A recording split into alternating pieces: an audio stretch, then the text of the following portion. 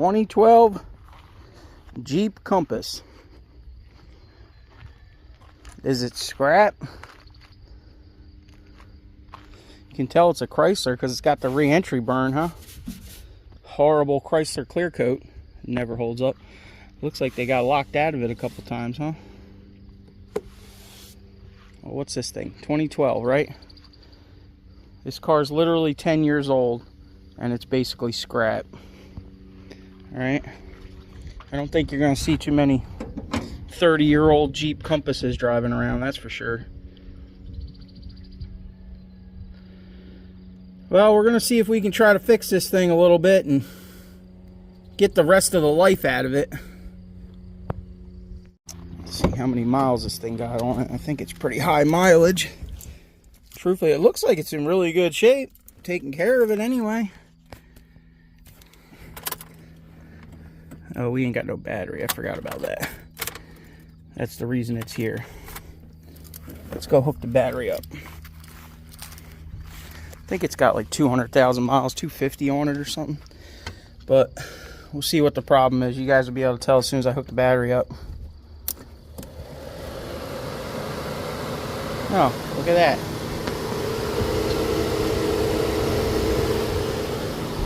Cooling fan just runs constantly and kills the battery. What are we at? 207. Alright. Where'd the key go? I guess it actually runs pretty good. I don't know if this is a 2.0 or a 2.4.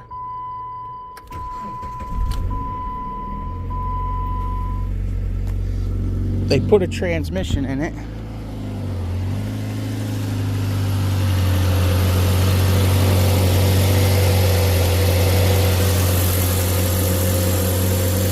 There's no sticker on the hood to tell what engine it is. Is it here? No. I don't know if it's a 2.0 or 2.4. Not that it matters. Well, you would think, okay, it needs a fan, cooling fan control module, right? Yeah, what could that cost? $100? $130? Well, apparently it's a lot more than that because it's unobtainium. So this car is basically scrap because the cooling system just runs constantly, and there's it just kills the battery as soon as you shut it off. So the lady's been driving it for a while now, just disconnecting the battery. So we're going to see if we can put an aftermarket control module in it. Get it hooked up like an old Chevy small block, right? When in doubt, just bypass everything, right?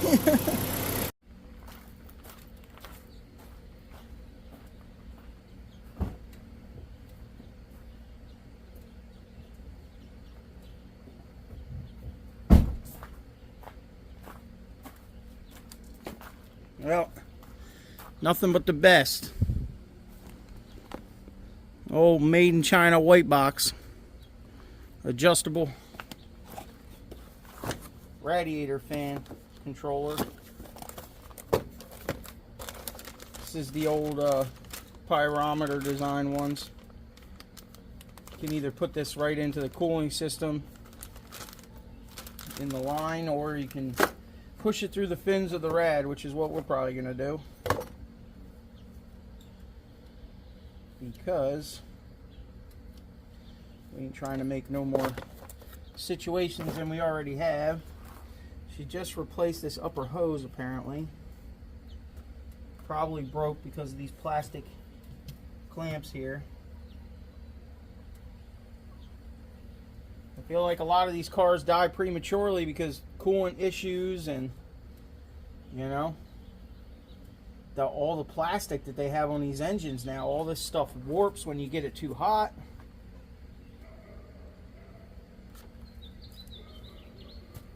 You know, I don't really like any of these new cars. I don't really like anything past about 2005, but I really, these things are definitely not going to be here in 30 years. You ain't going to see none of these driving around. That's for damn sure. Especially when you can't even get parts for them. Chrysler can't get parts for them. Well, it's not Chrysler anymore, right? It's Stellantis. But all right, we'll get this thing taken apart. Luckily, it's not any kind of crazy fan. It looks like just an old school 2-wire giddy up. So we're going to bypass this cooling fan control module that's unobtainium and put in this Chinesium. Right. We'll see how much longer it can last. It's already got 200,000 miles on it. It's on its second transmission, so these cars are throwaway, man. They're literally appliances. When the washer stops working, you just throw it out and go get a new one.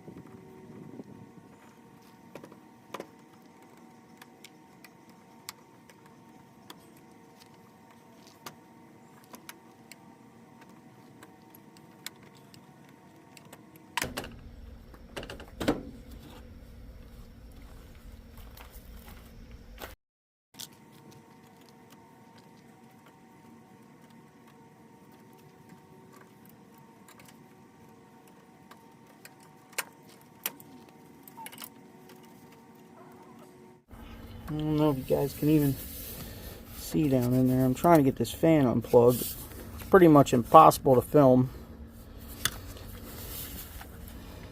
you know, but I had to go get my special tool. I'm actually trying to do it through the camera.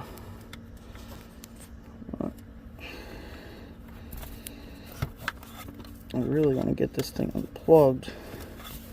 I'm not sure how it works. Oh, there we go. You guys can see down there. It's definitely awkward. There we go. Anyway, we're getting it out. Oh, we got it. SGSR 3. It's actually a seal pick, I think, but comes in handy for all kinds of things. This whole situation is kind of difficult to record, but we're going old school. We're going to cut this out of the harness, the 2-wire plug for the fan. It looks like it's in good condition. It's not overheated, considering the fans are running full tilt all the time. And we're going to hook up a new relay and a bracket and our adjustable temperature switch. I should be able to probe the rad like right here. All right, this is near the inlet at the top of the rad. So I guess we'll shove our probe in there and find somewhere to mount the rest of it up under here and put the cover back on.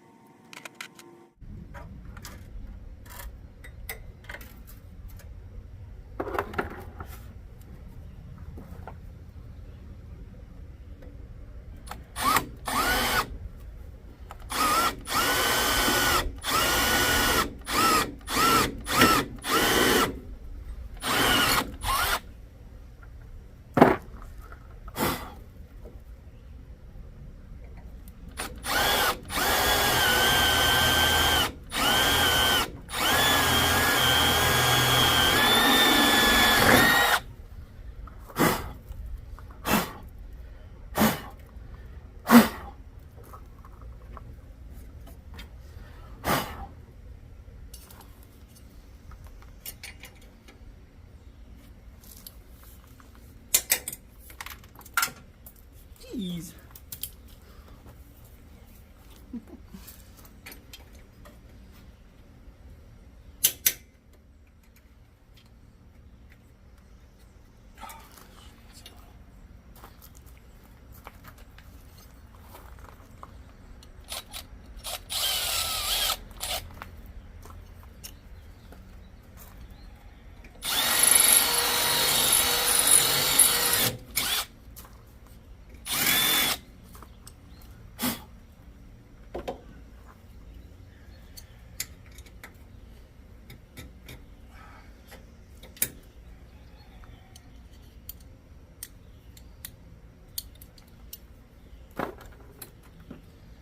could go put this in a vise.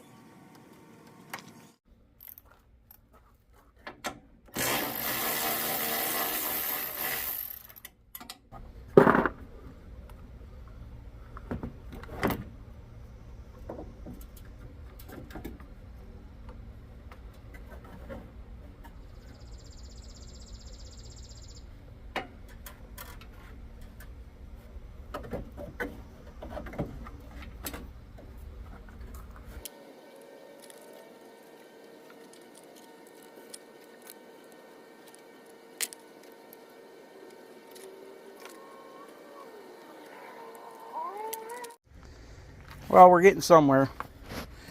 We got the mount riveted on there for the thermostat.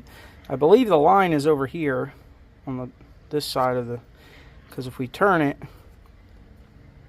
you hear it click. And I mean, it's probably about 60 degrees over, or I mean, hold on, this is Fahrenheit. Okay, so it must be over here. Right, because we're right around 60 to 70 degrees Fahrenheit, so it should be somewhere around like right there.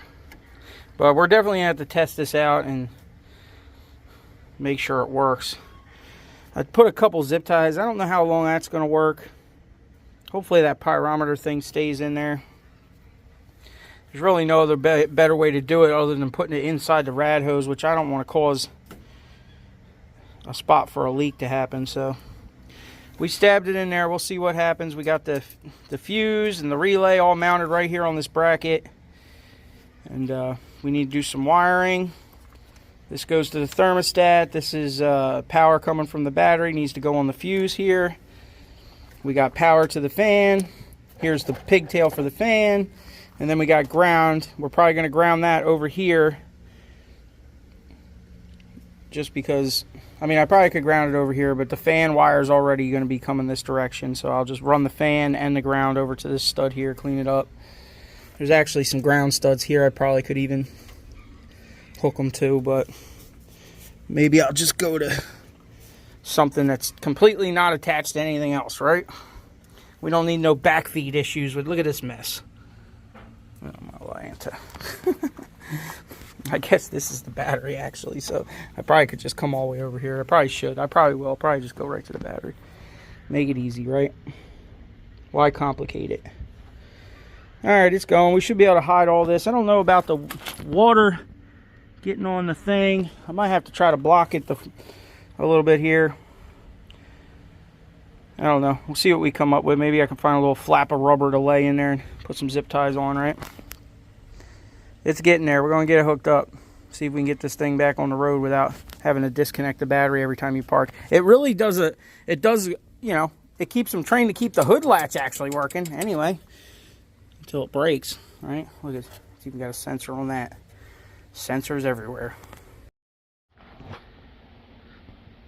Shade tree mechanic. All right.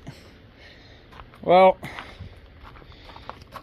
we got our stuff set up here. I was trying to jump the power off of this fuse right here to run this, but I ended up having to run a signal wire. I'm gonna have to hook it up to the fuse. This was actually a dead fuse, only one side was hot with the key on, so I cut the leg off and shoved it in there for now, but I ordered a fuse tap to really do this right, and hopefully I can drill a hole in this cover or something and run the wire out, because I need a signal wire to key on the temperature switch to activate the relay. So we got it working, the fans are working. Unfortunately, the AC fan does not work because that's probably also controlled by the cooling fan control module. I don't know much about Chrysler, but if anybody knows, leave a comment. That's probably, I can't get that thing to come on with the AC on or not, but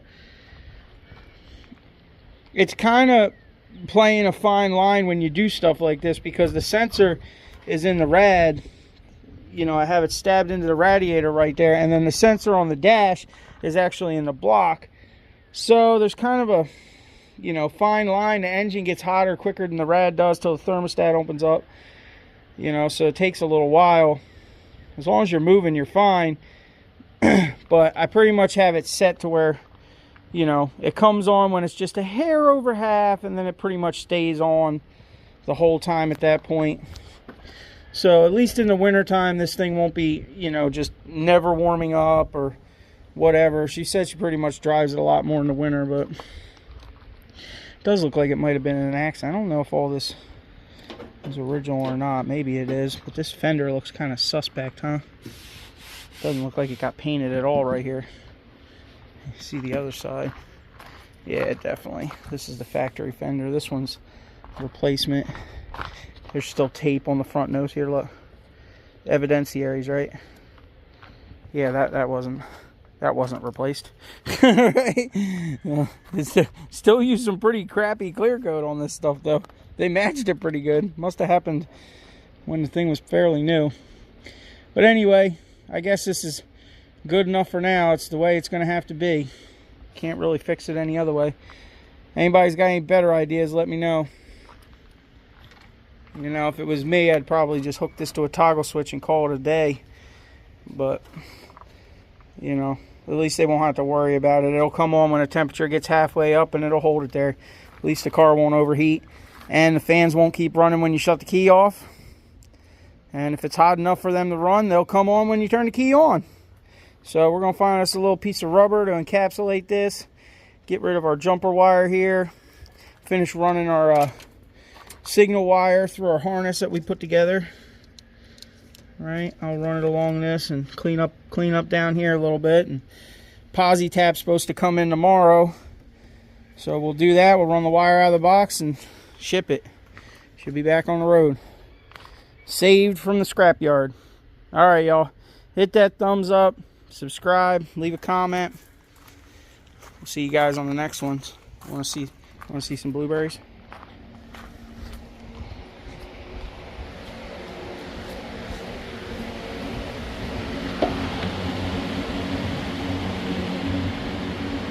Still getting them into the good ones now.